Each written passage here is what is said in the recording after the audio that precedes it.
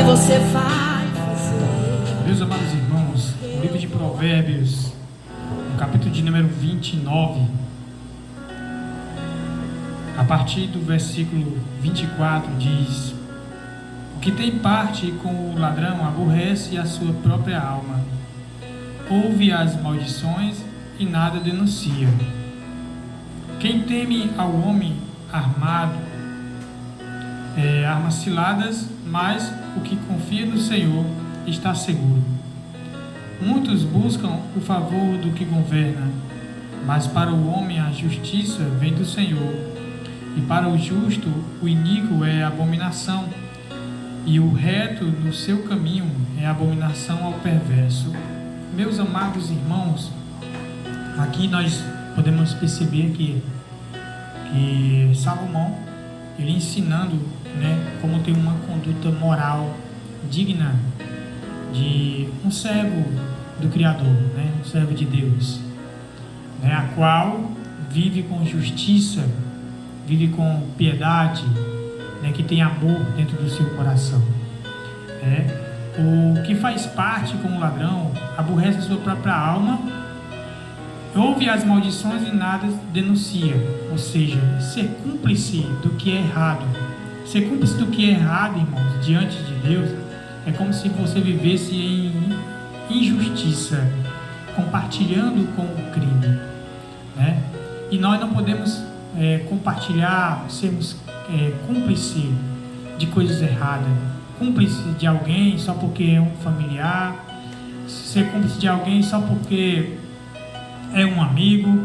Se o seu amigo está fazendo algo que é errado diante da justiça terrena de Deus, não aceite.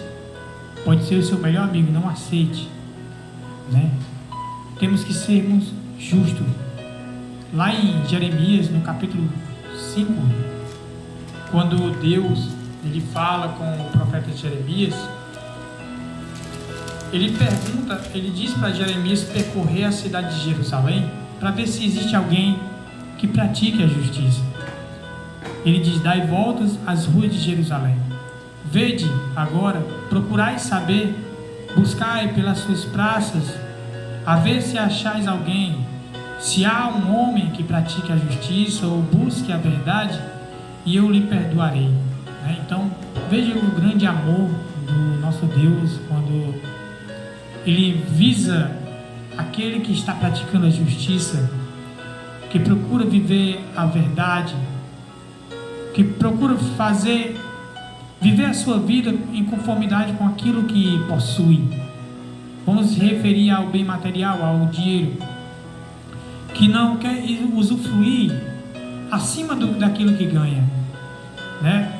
João, quando estava ali no Rio Jordão, falando do Cordeiro de Deus que viria para salvar a humanidade do pecado, para mostrar a justiça, existia 3 classes de pessoas que se aproximavam ali de João para ouvi-lo, E os primeiros que se chegaram a João foram os publicanos e perguntaram a João: João, o que devemos fazer para ser salvo? Eles vieram começar a perguntar porque João esclarecia que se a árvore não desse fruto, ela seria cortada e lançada no fogo. Então o povo se preocupou porque João ele comparou, todos os que estavam ali ouvindo a palavra de Deus, ele comparou aquele povo como uma árvore que dá fruto. Então o povo se preocupou e disse: então João, o que é que nós devemos fazer?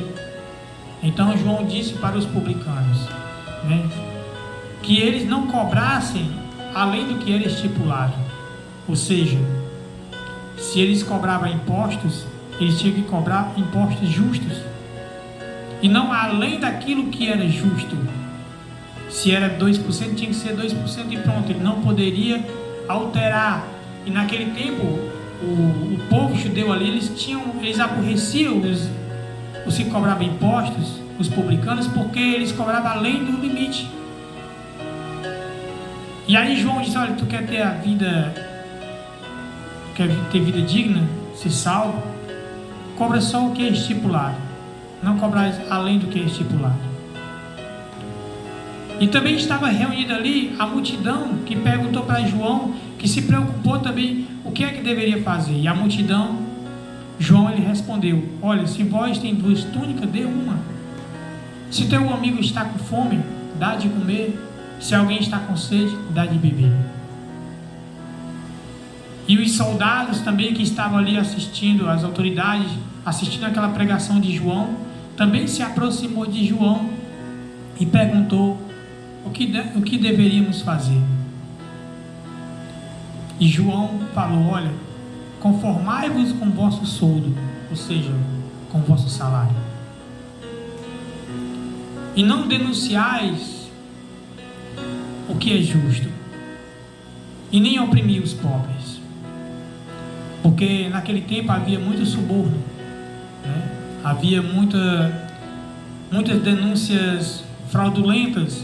Pessoas inocentes às vezes eram denunciadas e eles ganhavam dinheiro com isso, né? Os soldados eles extorquiam, praticavam injustiça, recebiam suborno, para que aqueles que não tinham segurança e que eram mais necessitados, né, viessem ter medo, e eles davam, né, com medo de ser preso, com medo de ser injustiçado.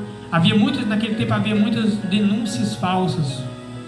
Foi por isso que Nabote ele foi morto por 2 testemunhas falsas que testemunharam contra Nabote, dizendo que eles estavam contra o rei, na época o rei Acabe.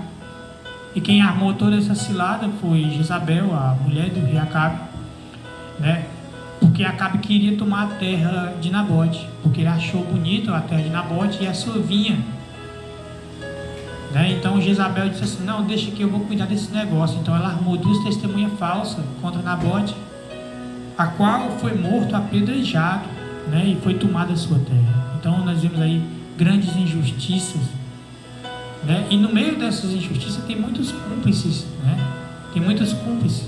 Então Deus ele diz para o profeta Jeremias: dai voltas às ruas de Jerusalém e buscai pelas suas praças a ver se achais alguém, se há um homem que pratique a justiça e busque a verdade, e eu lhes perdoarei. Então é tão bom, irmãos, quando nós vivemos praticando justiça, né? Vivendo a verdade, fica mais fácil de nós adquirirmos salvação, fica mais fácil de nós sermos vistos com bons olhos, né? Como uma árvore frutífera.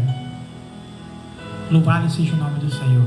Esta é a palavra que o Senhor me deu nesta manhã, que nós venhamos buscar viver a justiça, que nós venhamos se lembrar daquele que é necessitado, daquele que é afligido, que nós venhamos praticar a verdade. Não mintamos para os nossos irmãos, para os nossos amigos, e nem para nós mesmos. E quando praticamos a injustiça, e quando nós mentimos, nós estamos nos enganando e nos afastando de Deus. Que esta palavra venha estar ligada ao seu coração nesta manhã, em nome de Jesus.